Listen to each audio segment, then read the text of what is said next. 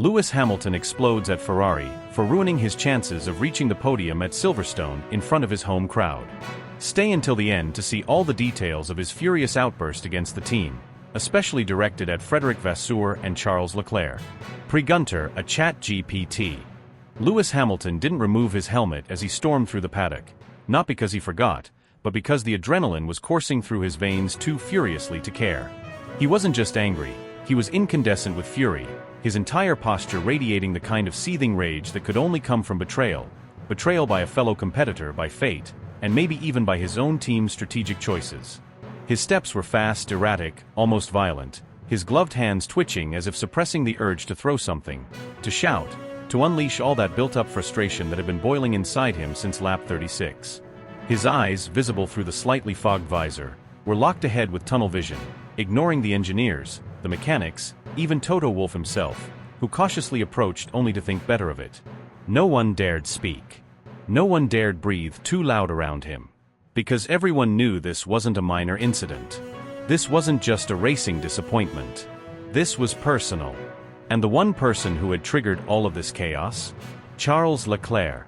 The Monégasque driver, widely respected, sometimes even admired by Hamilton himself, had committed the cardinal sin of interfering with someone else's fight for glory.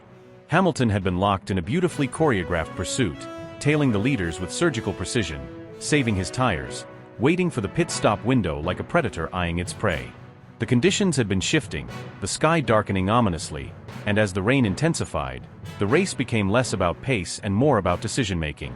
Mercedes played it smart, full wets at just the right time, a bold but sensible call. Ferrari, on the other hand, opted for a gamble. They threw Leclerc on intermediates, hoping to gain track position in the short term, ignoring the worsening radar and the shiny glisten that had already started covering the asphalt. That gamble didn't just fail. It detonated. Leclerc was skating by lap 3 after the pit window. He couldn't hold the line. His car was practically aquaplaning. As they exited turn 6 and approached the tricky downhill braking zone of turn 7, Hamilton had been stalking him like a shadow, just milliseconds behind, calculating the perfect moment to pounce. And that's when disaster struck. Leclerc, braking too late, with barely any traction on his rears, lost control. The Ferrari snapped sideways, spinning violently across the racing line. Hamilton's instincts kicked in. He tried to dart right, but the track offered no grip and nowhere to go. Although there was no contact, the evasive maneuver forced Lewis to run wide, right into the soaked runoff, where precious seconds dissolved into the rain like salt in water. In just those few chaotic heartbeats, the entire landscape of the race changed. The onboard footage later would show Hamilton's steering wheel shaking violently as he wrestled the car back onto the track. By then, it was too late. Hülkenberg had slipped past with shocking ease, taking advantage of the confusion. The German, a perennial underdog and fan favorite for his endless streak of bad luck, suddenly found himself in third place. And while the world celebrated the emotional high of Nico's first podium after nearly 200 race starts, Hamilton's garage fell silent. This was not supposed to happen. This was not the script. For Hamilton, it wasn't just about losing a podium. It was about what that podium represented, a return to form, a rare moment of synergy between man and machine in a season that had offered him more struggle than triumph. And Leclerc, in one unpredictable twitch of the steering wheel, had obliterated it all. Hamilton's post-race interview was tense, his voice clipped and low, his sentences short but brimming with subtext. He didn't name Leclerc outright, but he didn't have to. His words dripped with implication. Some drivers need to understand that you don't win races by taking blind risks. Especially not when others are fighting for something real. There was a glare in his eyes, a burn that hadn't been seen since the Rosberg days. Something inside him had snapped. Something primal. He hadn't trained, sacrificed, analyzed telemetry until dawn only to be undone by someone else's poor judgment. And the worst part? Leclerc's incident hadn't even warranted a penalty. It had been labeled a racing incident. That phrase, those two words, echoed in Hamilton's head like a taunt. It meant there would be no justice. No accountability. Just the bitter taste of what could have been. Back at the Mercedes motorhome, the mood was icy. Engineers whispered. Strategists reviewed data trying to justify decisions that no longer mattered. Meanwhile, Hamilton sat in the driver's room alone, helmet finally off, sweat still dripping from his brow. His face was a mixture of disbelief and rage, tinged with something deeper, a creeping sense of helplessness. It wasn't just that Leclerc spun, it was that in a sport governed by milliseconds and momentum, one man's mistake had cost another man everything. For Hamilton, that was unforgivable. Because while the paddock celebrated Hülkenberg's fairy tale moment, he was left grappling with the harsh reality of a race that had betrayed him. And yet, even amid the anger, something more dangerous was building inside him. A fire. A hunger. Not just to win, but to remind the world who he was. To remind Charles and everyone else on that grid that when you take something from Lewis Hamilton, you don't just take points. You awaken a force that doesn't forget. A force that comes back stronger, faster, more relentless than before. And judging by the look in his eyes, the storm that hit the circuit that day wasn't over. Not by a long shot. Lewis had no choice. In a split second, his instincts overtook any rational thought. His foot slammed on the brake pedal with a force that screamed desperation, not calculation. The car jolted violently as the wet asphalt beneath it barely responded. The rear end threatened to slide out. The steering wheel trembled under his grip, but somehow, he kept it together. The nose of the Mercedes missed the rear of Leclerc's car by mere inches, perhaps even less. The spray, the chaos, the roaring engines, all of it blurred into one catastrophic ballet of chance. But fate was cruel. The abrupt deceleration, though saving him from certain impact, cost him dearly. It was enough, just enough, for Lando Norris and Nico Hülkenberg to seize their moment. They surged past him, cutting through the mist like torpedoes launched with perfect timing.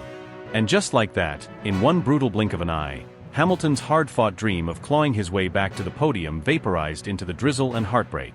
The realization didn't come gradually. It struck him with full force.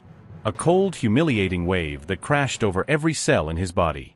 He wasn't just losing places, he was losing pride. And that sting? It wasn't Lando overtaking him. No. It was Hülkenberg. Nico Hülkenberg.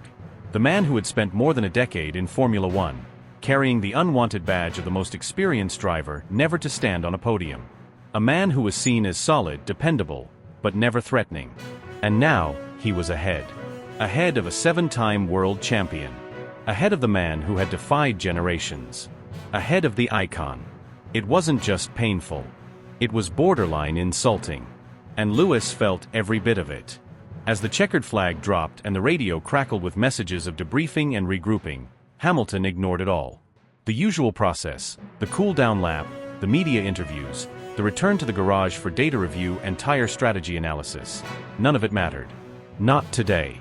He pulled the car into park firm with a robotic precision and stepped out without saying a word. Helmet still on, visor down, gloves clenched. He moved with a kind of raw simmering rage that cut through the pit lane like a storm. The cameras picked up his stride almost immediately.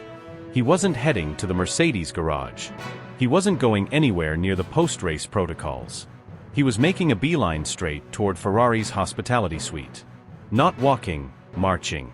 As if every step was a silent protest. As if the very ground beneath him needed to know that this wasn't just about racing anymore. It was war. Mercedes personnel noticed instantly. Trackside engineers, strategists, even Toto Wolff's voice came through the team radio, calling, pleading, warning. But it was white noise to Lewis. He had already crossed the line, metaphorically and literally. The paddock, ever alive with speculation and whispers, erupted into a frenzy. Journalists scrambled for position, microphones were raised, photographers sprinted ahead, capturing every second of what was quickly turning into the defining image of the weekend. A champion, not just angry, but incensed. And heading into enemy territory. Inside Ferrari's sleek and usually quiet motorhome, the contrast was jarring. Conversations stopped. Heads turned. And then the door burst open. The unmistakable silhouette of Hamilton entered the room with a fury that was nearly palpable. Frederick Vasseur, mid-discussion with an engineer, froze. There was no polite greeting, no formal prelude.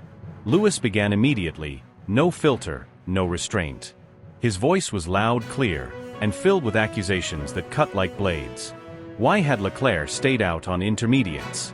Why was he even allowed to gamble with the track worsening by the second? Hamilton's words weren't laced with diplomacy. They were coated in fury. He called the decision reckless. He called it dangerous.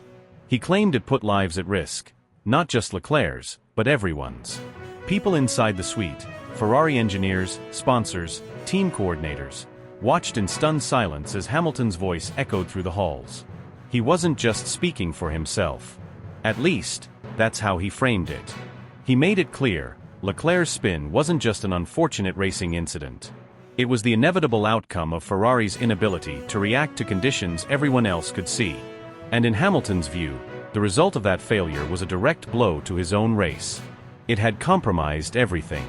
Strategy, rhythm, safety, and now even standings. Vasseur tried to interject, tried to explain, to diffuse, to calm the storm, but Lewis wasn't interested in apologies or justifications.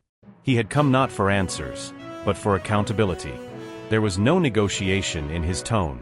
No room for nuance. This wasn't a dialogue. This was a reckoning. He reminded Vasseur, loudly and forcefully, that racing at this level required more than speed, it required responsibility. Precision. Foresight. Qualities that, in Hamilton's eyes, Ferrari had completely abandoned in those critical moments. And perhaps what made the confrontation all the more shocking wasn't just the spectacle, it was the context. The paddock had long whispered about Hamilton's potential move to Ferrari. About closed-door talks, private dinners, a possible final chapter of greatness in red. But on that day, those whispers felt like ghosts in the wind. Because there was nothing political in Hamilton's tone. Nothing strategic. Just raw, unfiltered emotion. Passion. Rage. Disbelief. The voice of a man who had given everything and felt it ripped away by someone else's incompetence. Outside the suite, the paddock remained in suspense. Reporters were glued to their monitors, social media exploded with speculation, and the paddock PR team scrambled to craft statements. But inside, in that heated room where every second stretched into eternity, one truth became impossible to ignore. Lewis Hamilton was no longer willing to play the game the way it was designed. He wasn't going to smile for the cameras, sugarcoat his disappointment, or pretend that everything was fine. Not today. Not when his race, his legacy, had been dragged through the mud by a rival team's misjudgment. And though he eventually left the Ferrari motorhome, his silence as he exited was even louder than his words inside. He didn't stop for interviews. He didn't look at the cameras. He walked away slowly, the weight of injustice pressing against his back. The paddock, for all its noise, fell into an uneasy hush. Because everyone knew, this wasn't the end of the story. Not even close. It was the beginning of something far more explosive. Frédéric Vasseur, known throughout the paddock for his level-headed demeanor and steady control in the most chaotic moments of Formula One weekends, had never been seen like this before. The quiet authority that normally defined his presence was momentarily eclipsed by a rare burst of defensiveness and frustration. As the questions poured in and the post-race briefing spiraled into a storm of accusations and frayed tempers, Vasseur raised his voice, not out of habit, but because he felt cornered. The pressure, the media, the scrutiny, and now the direct confrontation with Lewis Hamilton himself, it was boiling over. Vasseur didn't hesitate to explain the team's thinking, his voice firm, bordering on exasperated. He clarified that the decision to delay the tire change was not one made blindly or recklessly. Charles was giving us constant feedback. We were analyzing radar data in real time. It wasn't black and white. It was a judgment call, he argued, his eyes scanning the room for any sign of understanding. The radar had shown only light rain for a few more minutes, and Charles, sensing an opportunity, felt he could squeeze out an advantage. The track was drying in places. Grip levels were inconsistent. Staying out just a lap or two longer might have opened the door to a leap in position, if the rain had held off. But it didn't.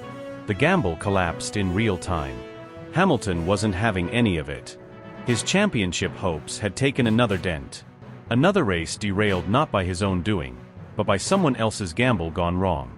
And this time it wasn't a rival team, it was his own teammate and his own team. He leaned across the table, voice rising, face tight with rage. That gamble didn't just affect Charles, he barked. It put me in the line of fire. I lost 5 seconds dodging debris, had to pit earlier than planned, and got jumped in the pit cycle. Do you know what that does to my race strategy? You compromised me for a decision that wasn't even mine. When Vasseur tried to respond, Hamilton cut him off again, louder, hand slamming the table with a thud that made everyone in the room flinch. The noise echoed like a gunshot. Tension became suffocating. What was supposed to be a technical debrief had morphed into a personal trial. And just when it seemed things couldn't get any more volatile, Charles Leclerc walked in. His suit still half-zipped, his hair matted from the helmet, damp streaks running down his temples.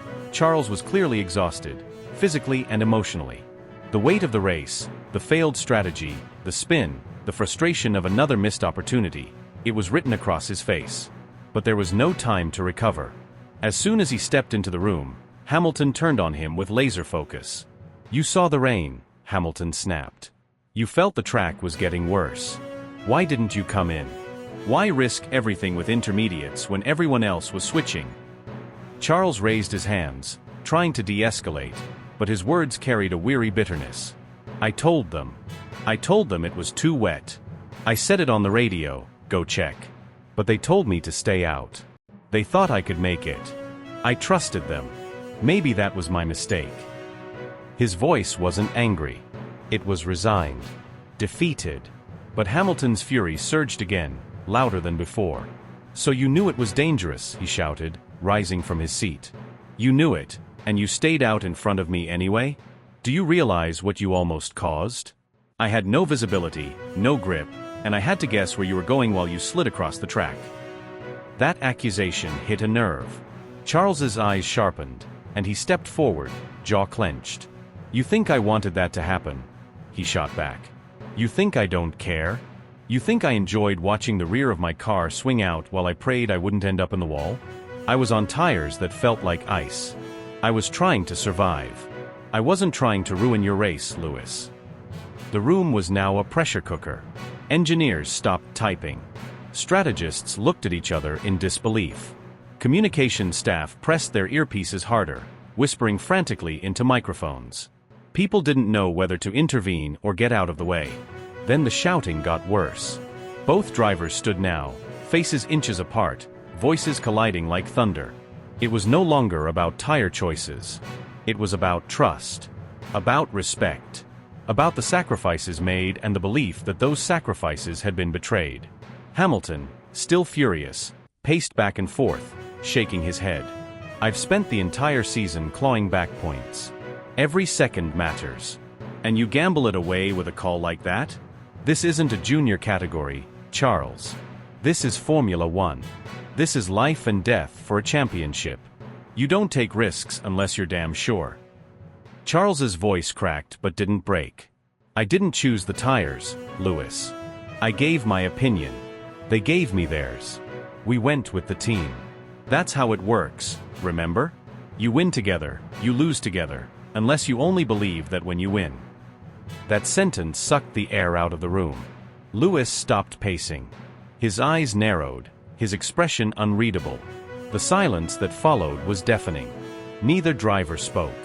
Vasseur exhaled slowly and tried to regain control of the room. "Enough," he said, voice barely above a whisper but firm like iron. "This team does not implode from the inside. Not now." But it was too late. The damage had been done. The unity had cracked. The tension between two of the most talented drivers on the grid had exploded in full view of the team. And beneath all the words and fury lay a single painful truth. Trust, once broken, is not easily rebuilt. Later in the media zone, Lewis Hamilton finally stood before the press, a tight knot of tension behind every word he uttered. His body language said it all, jaw clenched, eyes distant, arms folded in a way that seemed more like self-protection than defiance. When he finally opened his mouth, the words that emerged weren't dramatic or loud, but they struck with the weight of someone who had just been robbed of something deeply personal. "It's unacceptable," he said, his tone flat but simmering with rage just beneath the surface. "We put everything into this race. Every lap, every second, the pit wall, the engineers, my mechanics, my performance. We all gave everything. The strategy was sharp. The pace was right. The overtakes were bold. And then, someone loses control in front of me. Not because of the conditions, not because of bad luck, but because their team decided to roll the dice on a tire choice that made no sense. That's not racing. That's roulette. And I didn't sign up for roulette." His words echoed louder than any engine revving down the main straight. They weren't just frustration, they were an indictment of the chaos that ensued and a clear message to anyone who dared brush it off as just one of those racing incidents. Hamilton didn't need to name names. Everyone in the room knew who he was talking about. And the silence that followed each of his sentences wasn't just respect, it was tension. No one wanted to be the first to speak, to break the spell, to ask the question that might trigger more than just a professional critique. On the other side of the paddock, Charles Leclerc was weathering a storm of his own. Unlike Hamilton, whose fury was externally directed, Leclerc carried the burden internally. His eyes, usually bright with focus and determination, were shaded with remorse. When reporters pressed him about the decision to go with intermediates, his answers were monotone, almost rehearsed, like a man reliving a nightmare he couldn't wake up from. "I trusted them," he said once. Then again. "I trusted them." Each repetition seemed to chip away at his own belief. And then, almost too quietly for the microphone to catch, "Maybe I need to be stronger in those decisions next time. I feel awful for what happened to Lewis. That wasn't my intention. But I couldn't control the car." He wasn't just apologizing, he was grappling with the enormity of what had unfolded. In those few seconds of aquaplaning chaos, he hadn't just compromised his own race. He had shattered the hopes of another driver, a legend, a rival, a friend. And no matter how many times he tried to explain it, the questions kept coming, like waves against a crumbling wall.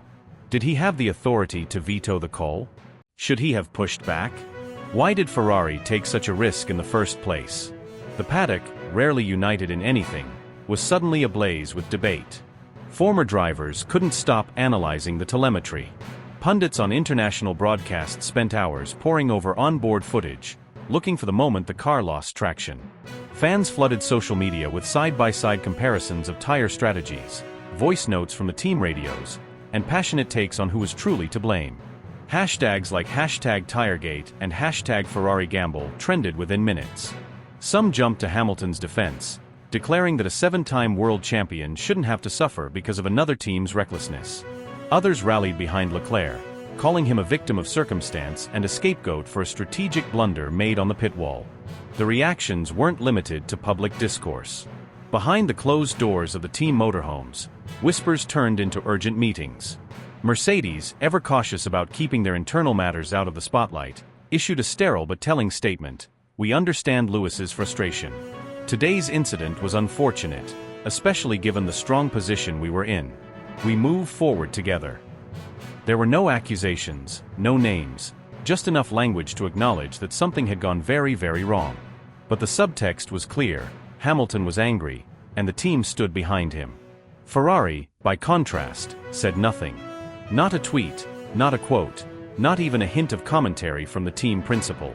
It was a vacuum of response that said everything without saying a word. Were they reeling from the backlash? Were they protecting Leclerc? Or were they simply unwilling to throw themselves further into the firestorm of criticism already brewing across every platform imaginable?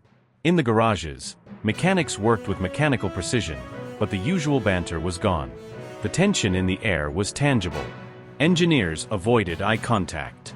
Communications staff whispered updates in corners. The atmosphere wasn't just somber, it was fractured. It was the kind of fallout that lingers long after the cameras are gone, the kind that seeps into the relationships between teammates, between drivers and engineers, between a man and the machine he's supposed to trust without question. And as night fell over the paddock, and the lights dimmed on another chaotic Grand Prix weekend, one thing was unmistakably clear: this wasn't over. Not by a long shot. Hamilton's frustration wasn't just a post-race soundbite. It was a warning. Leclerc's remorse wasn't just a PR obligation. It was a wound. And the paddock, already tense from a championship battle that has left no room for error, now found itself divided over more than just points and podiums. It was now about accountability, trust, and the invisible lines that, once crossed, can never truly be undone. But behind the scenes, far from the flashing cameras and tightly edited soundbites, the psychological fallout was far more devastating than anything visible on track.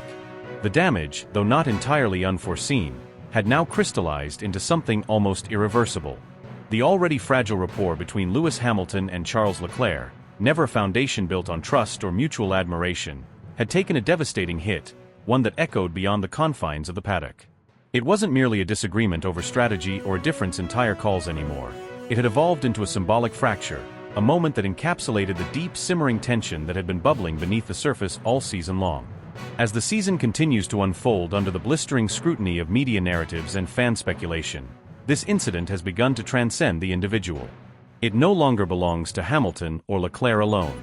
Instead, it has begun reshaping how entire teams evaluate their race day communication, their ability to manage egos, and their capacity to anticipate not only weather patterns, but emotional storms.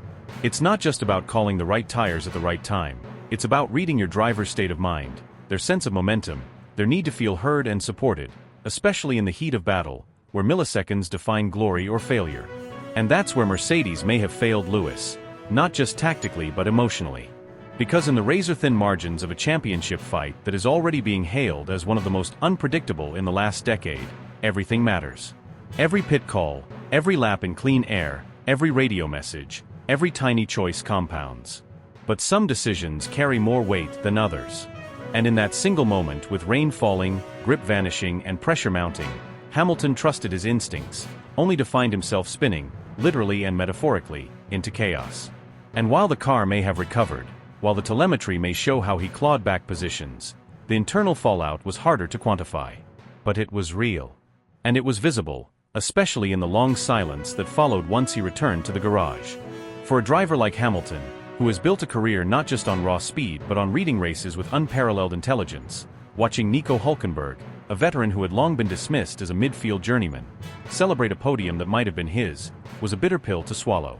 It wasn't just about the lost points, it was about narrative theft. That podium would have been the perfect answer to the critics, the doubters, the endless speculation about whether Lewis still had it. Instead, he stood in the shadows, staring at a celebration that didn't include him, knowing that history would remember that day as Hülkenberg's triumph, not Hamilton's resilience. And what stings even more is how that image might linger, not just in photos or highlight reels, but in Hamilton's own mind. The memory of that soaked track, the radio static just before the spin, the realization that the call hadn't gone his way, and that Leclerc, for all his talent, had played a subtle psychological game and won, whether intentionally or not. There's a cruelty to Formula One that few outside the cockpit can truly understand. The way fortunes swing, the way trust erodes, the way narratives twist with every gust of wind and change in tire temperature. And in this case, that cruelty was laid bare for the world to see. Now, every press conference, every closed-door meeting, every glance across the hospitality suite carries more weight. Questions will be asked, not just about strategies and setups, but about loyalties, intentions, and long-term harmony.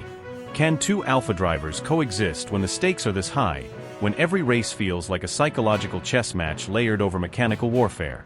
Can a team function optimally when its two stars might no longer speak the same language, figuratively or literally? And how much longer before the fractures deepen, becoming full-blown divides?